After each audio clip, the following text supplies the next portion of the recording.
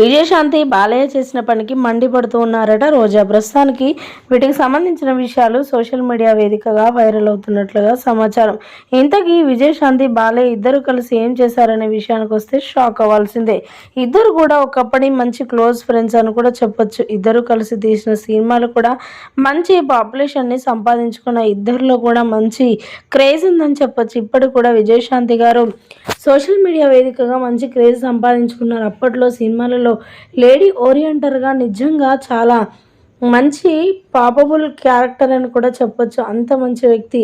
ఇతరులకు న్యాయం చేయాలనడంలో తెలంగాణలో గడ్డలో పుట్టిన మరో విజయశాంతి మంచి వ్యక్తి, మంచి మనస్తత్వం ఉన్న వ్యక్తి అని చెప్పొచ్చు విజయశాంతి. అలాంటి విజయశాంతి బాలయ్య ఇద్దరు కూడా మంచి క్లోజ్ ఫ్రెండ్స్. ఇద్దరు కలిసి కూడా మరి ఒక మంచి కార్యక్రమానికి తలపెట్టనున్నారనే వార్తలు అయితే జోరుగానే వినిపిస్తున్నాయి.